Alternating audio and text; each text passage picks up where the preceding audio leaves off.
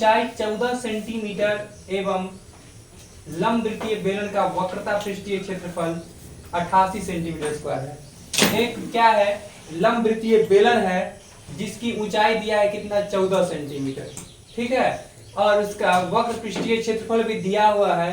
तो बोला जा रहा है बेलन के आधार का व्यास ज्ञात करें। बहुत इजी क्वेश्चन, बहुत ही इजी। देखो ये बेलन जो होता है, बेलन का वक्र पृष्ठीय क्षेत्रफल जो होता है 2 पाई आर एच होता है। क्योंकि बेलन जो बना होता है, ध्यान समझना, अगर एक आयत है तो आयत को अगर रोल कर दे, एक आयत को रोल कर दे तो क्या बन जाएगा, बेलन बनेगा। और आयत का क्षेत्रफल होता है लंबाई गुने चौड़ाई होता है ना। तो ये लंबा वाला हिस्सा जो होता है वो वृत्त जैसा बन जाता है, तो वृत्त की परिधि जैसा बन जाता है। तो वृत्त की परिधि होता है 2 पाई आर।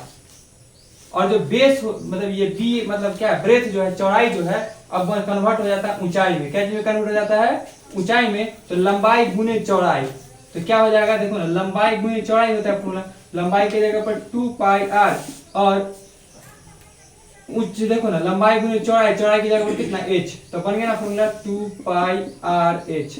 तो वक्र पृष्ठीय क्षेत्रफल क्या होता है, 2 पाई आर h।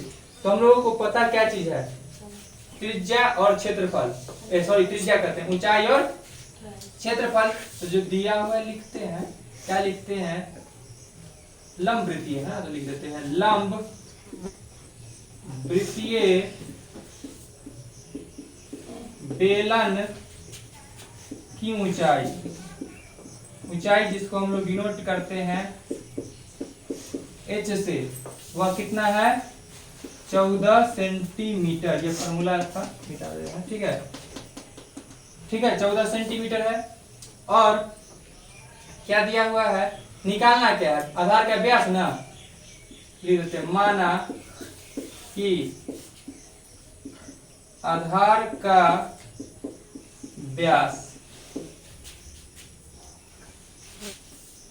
बराबर मान लिए d। क्या मान लिए, आधार का व्यास क्या है, d है। और वह प्रश्न से क्या दिया हुआ है,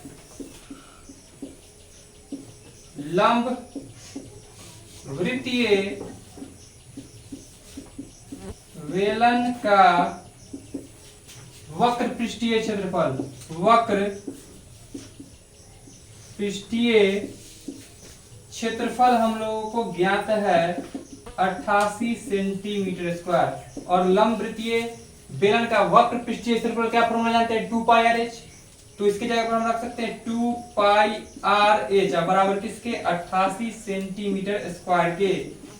अगर क्वेश्चन में पाई का वैल्यू नहीं दिया हो तो हमेशा 22/7 ही लेंगे।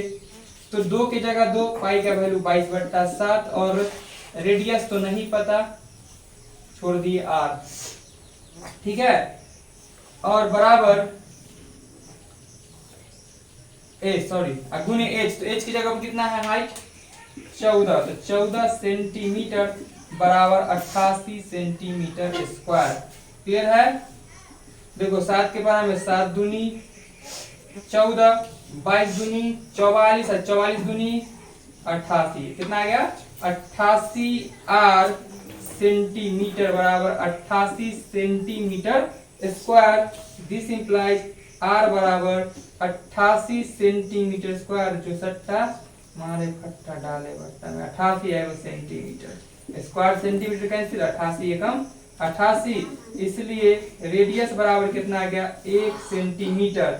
और व्यास क्या होता है, तो रेडियस का 2 गुना होता है। व्यास क्या होता है रेडियस का, d बराबर होता है 2r के। इसलिए लिखेंगे क्या चीज, आधार का व्यास बराबर 2 गुने त्रिज्या, 2r होता है ना फॉर्मूला, 2 गुने त्रिज्या, तो 2 गुने त्रिज्या कितना था, 1 सेंटीमीटर, 1 सेंटीमीटर यानी कि 2 एकम 2 सेंटीमीटर। तो ये मेरा होगा फाइनल आंसर, ठीक है। ये देखो व्यास बराबर d, व्यास जो होता है वह d भी लिख सकते हैं, वो किसके बराबर होता है, 2 गुने त्रिज्या के, 2r के। ये भी लिख सकते हैं, व्यास क्या होता है, त्रिज्या का 2 गुना होता है। जैसे देखो ध्यान से, ये वृत्त है, केंद्र से परिधि तक की दूरी क्या हो गया, त्रिज्या हो गया, और यहाँ से यहाँ तक फिर बढ़ के आ जाएंगे तो क्या हो जाएगा, उसका व्यास कहला जाएगा। तो दुगुना है त्रिज्या का, नोट करो। समझ आएगा रे।